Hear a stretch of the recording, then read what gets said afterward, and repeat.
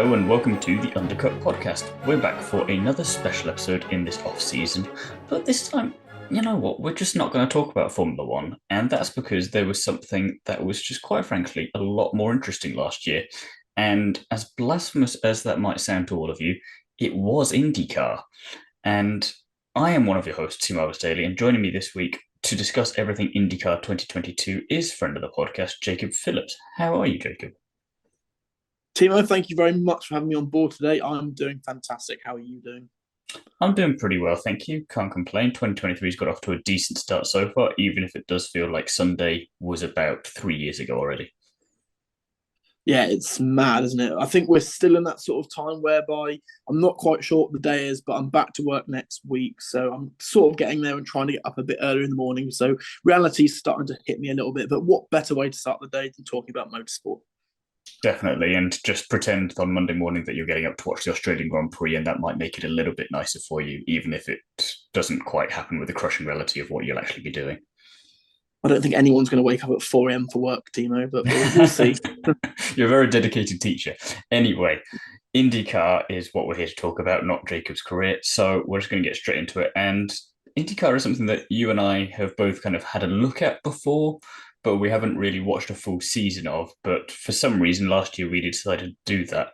I know why I did, but I'm not going to go straight there. So I'll throw it to you, Jacob. Why did you decide to give IndyCar a proper go last year? Well, I'm sure the reason will be fairly similar to you. My history with IndyCar is I don't really have a history really. I've watched the odd race here and there. I never found it too interesting. I kind of had it on the background. I didn't really understand a lot of the rules. Maybe a lot of it was quite Americanized, which I found quite corny. But the main reason is, and some viewers may be surprised to learn, some viewers who watched F1 closely last year will not be surprised to learn at all. It's because, I wanted some entertainment on my Sundays and I really wasn't getting any entertainment on my Sundays. And what worked quite nicely with the calendar was, you'd have your F1 in the morning or the afternoon, sort of till 4 or 5 o'clock. And then at 8 o'clock, you'd have another race. You'd have the IndyCar series to watch. And I was left feeling like a bit empty, let's say, after the F1 races. So I thought, I need some entertainment. I need something good to watch here. So I switched on the IndyCar. I think the first race was in St. Petersburg, I think it was, or Texas, Yep, something like that. St. Petersburg. Yeah, St. Petersburg. I thought, Immediate confusion on my part, thinking what are they doing in Russia, and then realised, oh no, never mind. It's just one of those American things where they've taken the name from somewhere else and applied it to their own. Sochi flashbacks, but no, yeah, I watched the race in St. Petersburg. I think McLaughlin won it, if I remember rightly. My memory is a little bit tainted on the season because it all molded into one. But yes, I thought this is quite good. I thought cars are overtaking each other. This is what should be happening in F1 every week. I know the new rules were brought in F1, and we've discussed it, several times, but it just seemed like harmless entertainment, really, with a bit of Americanization thrown in, which we're getting with F1 anyway, so no different, really. Yeah, to build on that, it was a combination of not feeling cheated out of entertainment from F1, but feeling like there was definitely a quality lacking there in terms of overtaking, if nothing else. And IndyCar kind of proved why not? Let's have a look at it. It's on the same day, as you say, and it's in the evening, nice way to wind down if you've gone out between races and just want to have something to fall back on before Monday comes around again.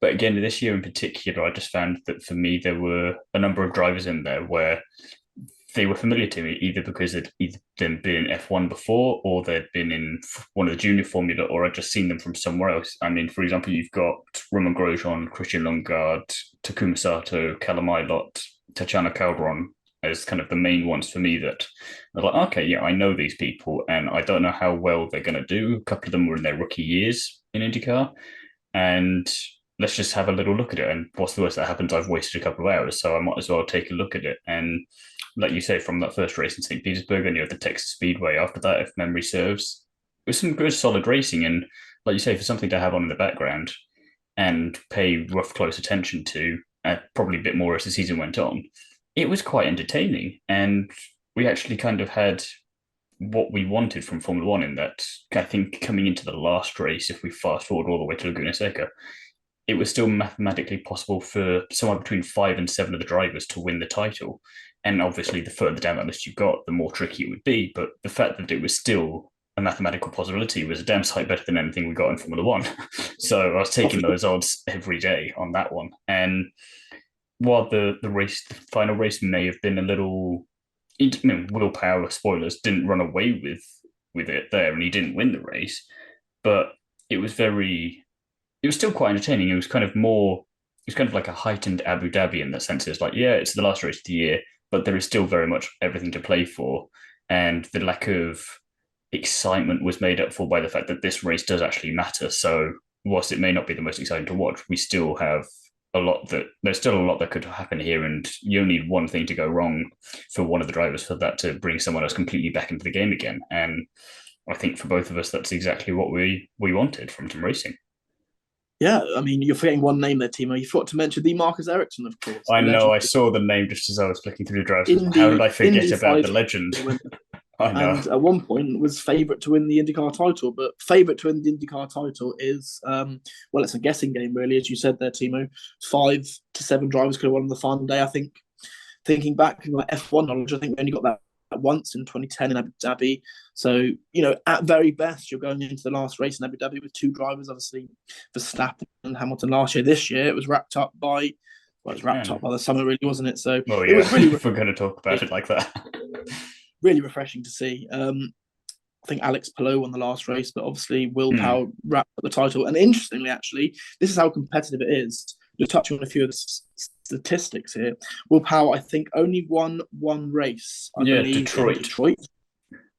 Yeah, he won in Detroit. Newgarden finished second. He won 5 races, which in F1 terms is still not very many. I think Leclerc won 4, and he was miles off, but I think he only finished 14 points behind, or correct me if I'm wrong there, team, about that, wasn't it? Or within 20 points, I think he finished behind. And then you had Scott Dixon was up there, and he won a few races, but maybe no more than 2 or 3. So it just shows there was a good spread across the field as well. Paddock Award won a race. You had Palou won one race, was the last race. The very last one, but at least you get one in there. One race. And Rossi won a race, and Colton Herta won, only one race. So yeah, I mean, nice if you look at that, you've got 9 different race winners over the course of the season, which when you've got someone like Jez Newgarden winning 5 of those races, it makes that statistic even more impressive there. Granted, a few of those, it was only one race here or there, but again, it's nice that you've got that extra level of spice in there somewhere. I mean, you again, I don't want to keep talking about Formula One, but you got one for Carlos Sainz, you got one for George Russell, you got a couple for Perez, and okay, 4 or 5 isn't bad, but it's not 9, and that's kind of more of what we were expecting in 2022 as a comparison. And this is IndyCar, where, as far as I'm aware, and please correct me if I'm wrong, if you know anything there that I don't, but there wasn't anything major technically in terms of an overhaul for 2022 in IndyCar. That was just business as usual. So to get that, it was very nice.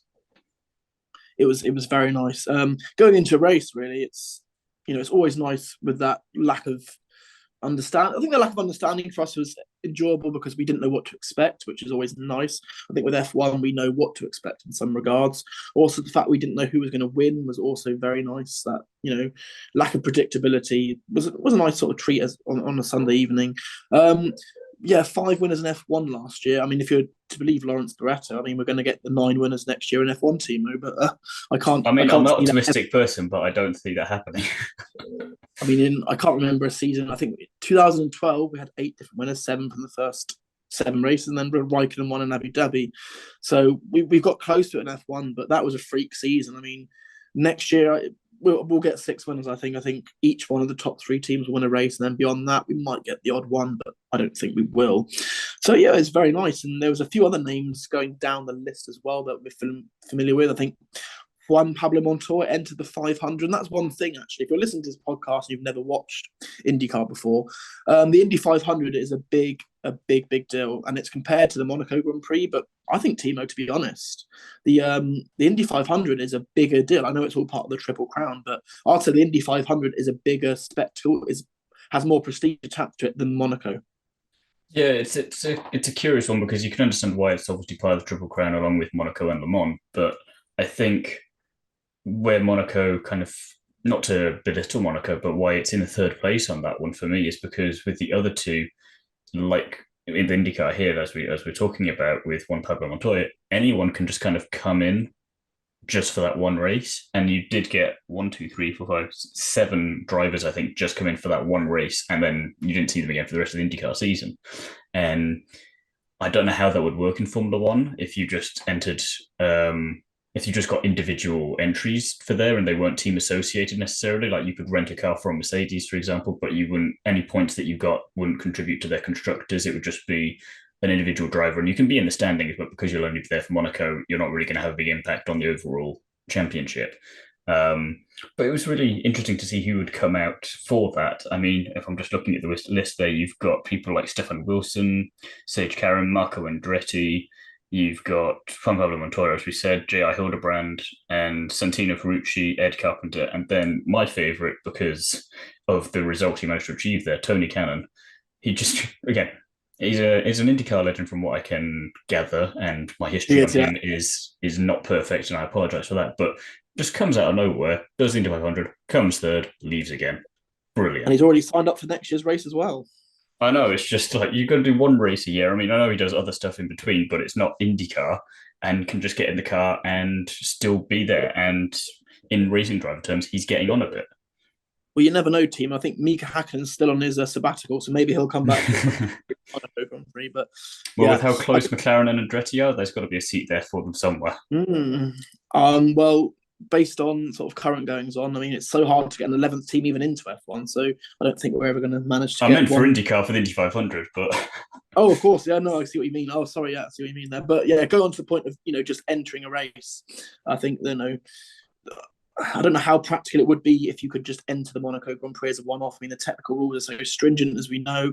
The FIA and FOM are very sort of stringent to let anyone else in, like we're seeing with Andretti into F1. So yeah, I don't know how practical that'll be, but it's very interesting to see how anyone can rock up. I mean, some people create a team just for that race. Imagine that, you put all your eggs into that one basket. There is more on offer for the 500, but it just shows the level of prestige. And I remember watching it years ago. That was the only race I'd probably watch. I mean, I'm not the biggest fan of ovals anyway.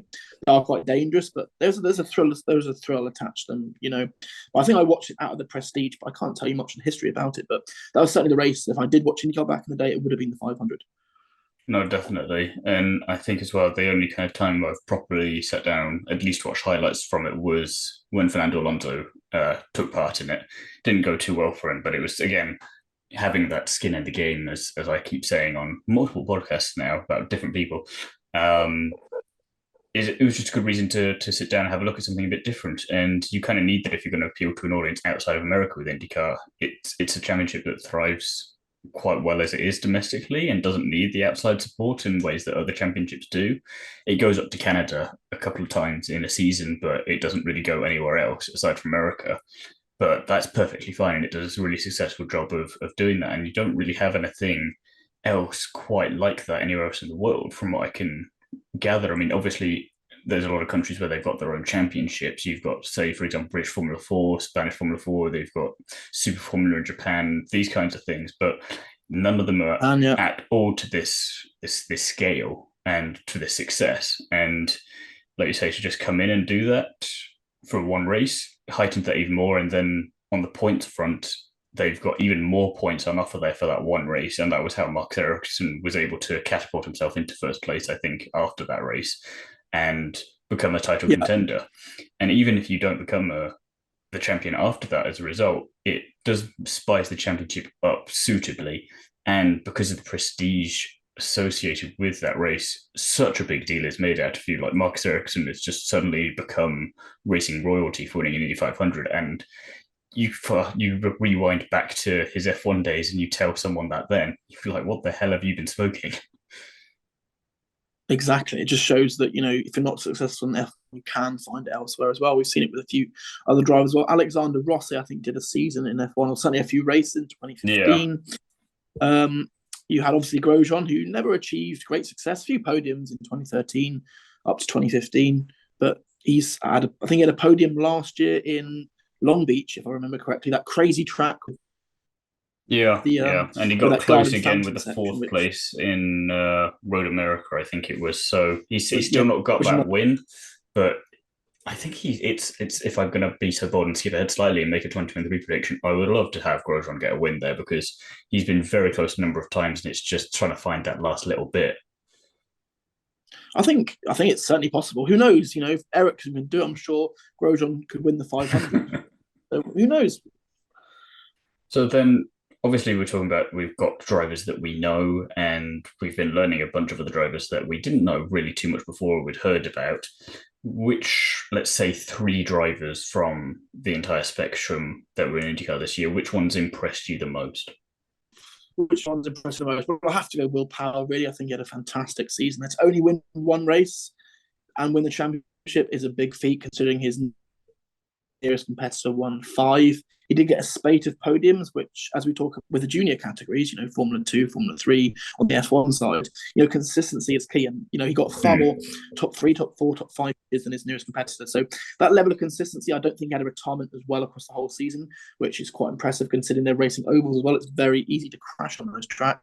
So I think that level of consistency really impressed me going forward, and he was able to get a second championship, which is always very good. Who else impressed me?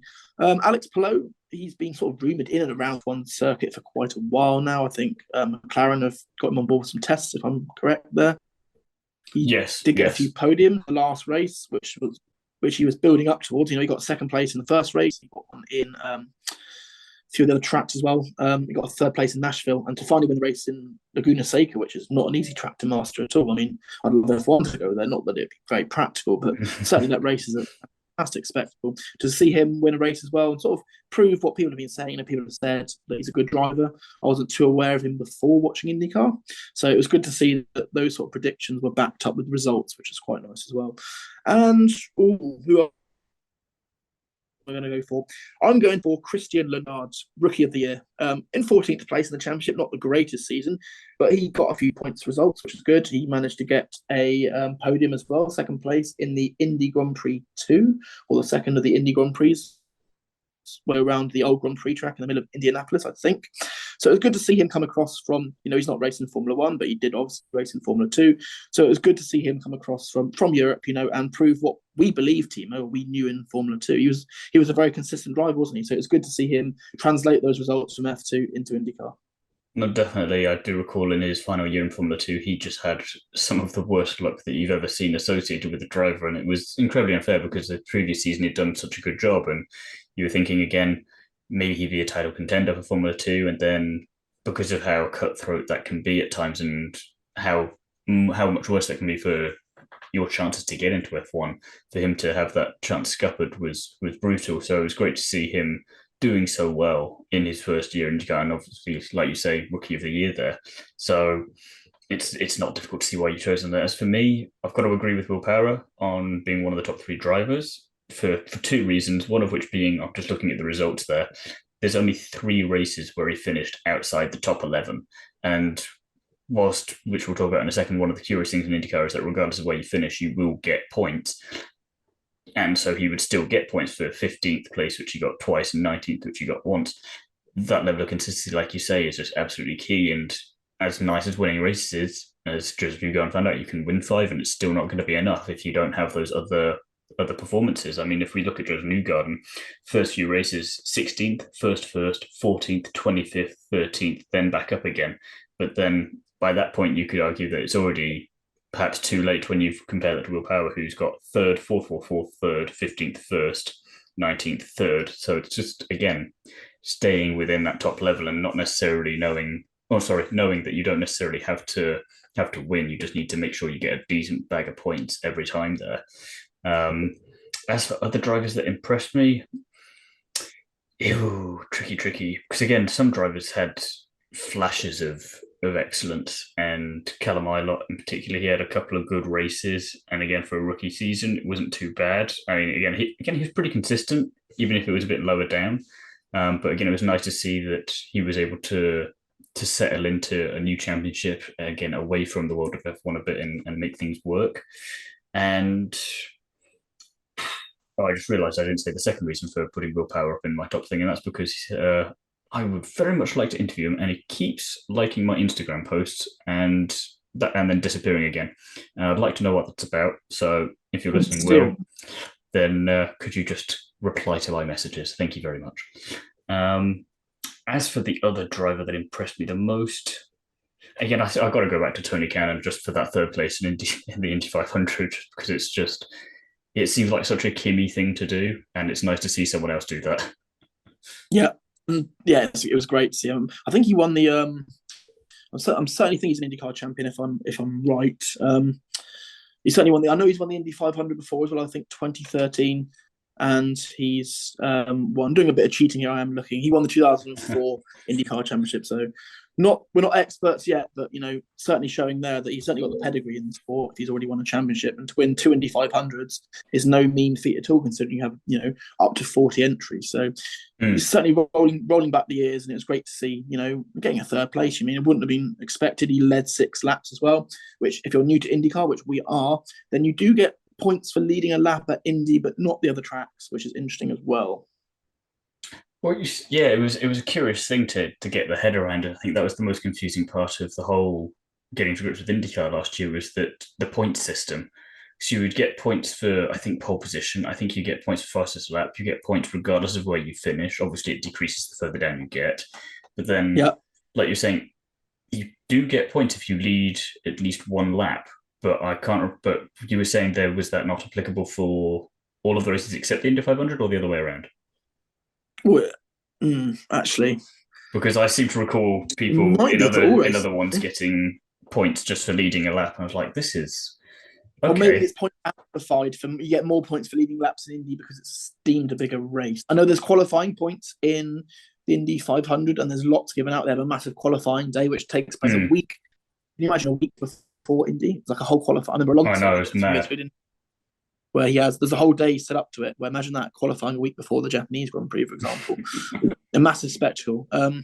So yeah, maybe I'm wrong on that. I think actually you do get points for leading every single race, but we'll keep watching in 2023, and we're going to. This is how it works, isn't it? The more we watch, the more we're going to get to grips with it. So we're no experts at the time, but that would be kind of boring in F1 if you think about it, because Max Verstappen would have ended, especially at the moment, because Jesus Christ, you'd have about 1,000 points there.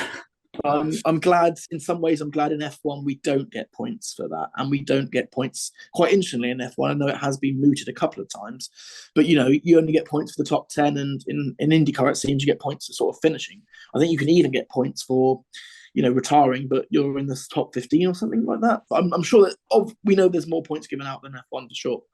I think the only time I would have liked it to be the case last year in Formula One would have been at the US Grand Prix, where Vettel led a few laps, just because then he could have jumped up a couple more places in the standings by the end of the season, and Stroll wouldn't have screwed him over quite so badly.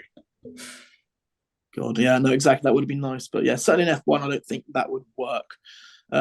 Venue-wise, though, I'm curious there, because I was familiar with some of the tracks, but not most of them. So it was nice to see a little bit different. A lot of street tracks, especially.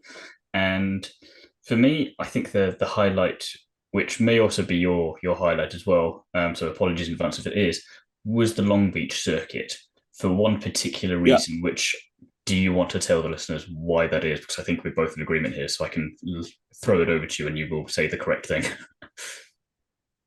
Me and Thiemo are definitely on the same wavelength here. It can only be described as a few of the drivers went gardening and then ended up in a pond. It was bizarre bit of a track that they just left there. There wasn't even any Tech Pro barriers around it. If you slid off, you slid into what can be described as, when you go down the motorway, or you then end up at the roundabout, and there'll be like a flower display on it, and it'll say on there, best dressed flower display 2022 or something like that. They would have won awards for the flowers on there, right? It looked like a pristine flower bed with a little hedge, and then a fountain with a statue in it. And drivers could end up in that fountain and statue with no safety regards whatsoever. And amusingly, in the commentary, they were saying no one's ever crashed into that. And it was just remarkable. And then about 2 minutes later, as you say there, what happens? It wasn't Was it Grosjean who ended up in there? I can't remember. I want to say it was Grosjean. It was at least 2 or 3 people, though. Like once one of them started it, a lot more of them then decided, yeah, that looks like fun. Let's go crash into that as well. But there was no sort of, ramifications of that. It was just, they've ended up in there. Okay, that's them at the race. And here's an advert break. It was very American. But very entertainment, which got me thinking, is F1 maybe too serious sometimes? I don't know. Obviously, it's a serious sport. There are certain safety features that need to be in place, certain protocols that need to be in place for the race to happen safely, and ensure that drivers don't get hurt. But it was very different, and it was very refreshing, considering we probably watched before that the Azerbaijan Grand Prix or something, that day. So Yes. yeah, it was very funny to see, and I didn't expect to see it when I turned on the TV. Put it that way, it certainly threw me off a little bit, but I hope it's here to stay. For me, some other places that I quite like the look of. Again, we've mentioned Laguna Seca, just a very nice track. I mean, that corkscrew corner in particular is just chef's kiss.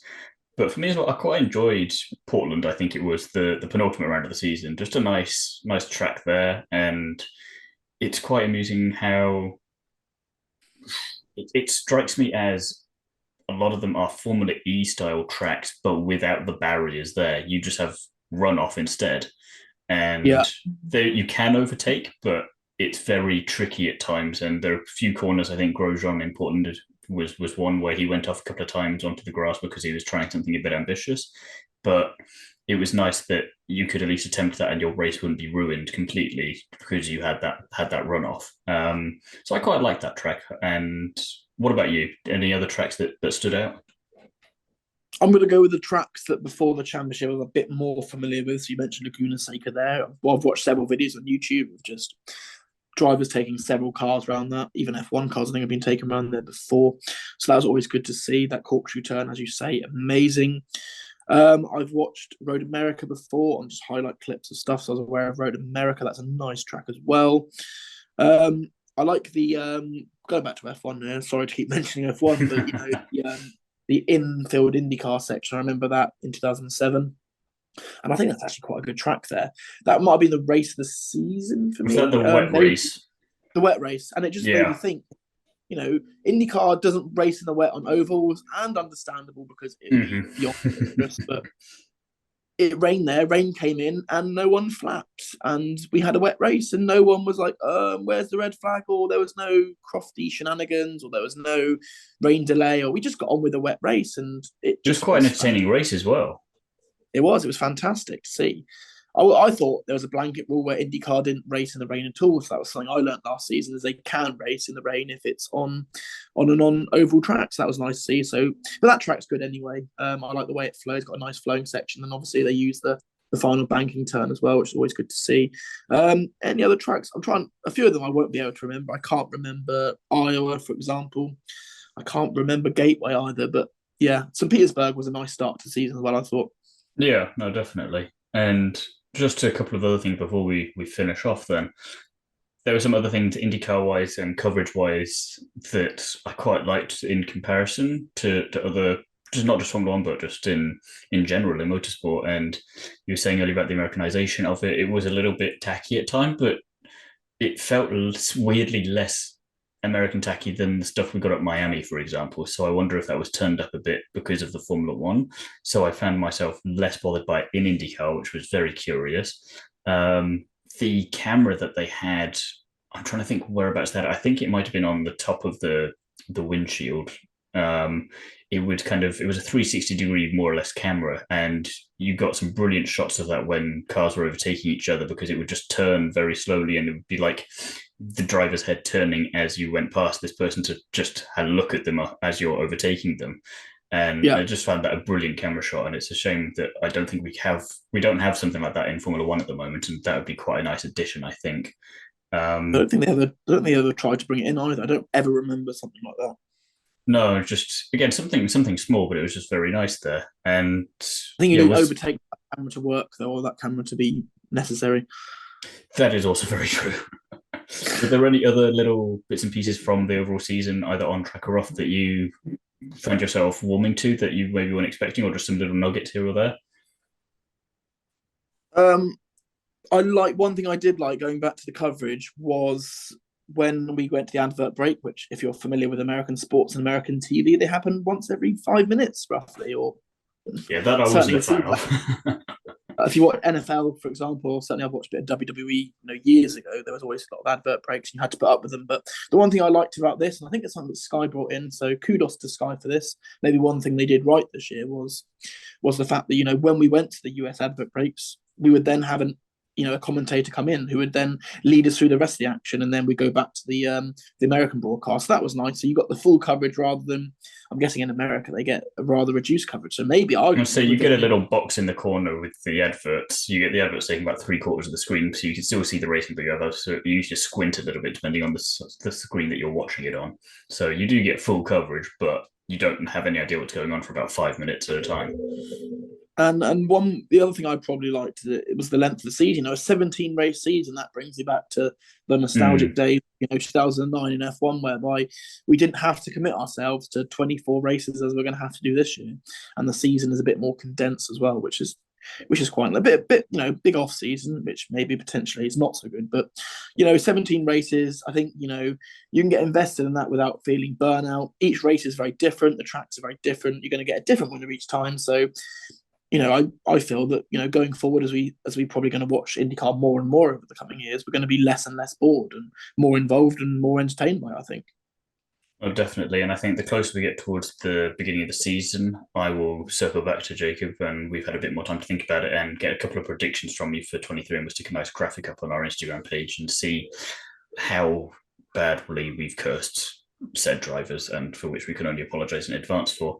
But the last thing I will say before we wrap up is that we may also check out the Indy NXT category this year a little bit, just because of a certain Jamie Chadwick having been signed up there. So that would be interesting to see as well, see what she can do, and maybe they stick her in the Indy 500, who knows? So that'd be quite interesting as a one-off tester event.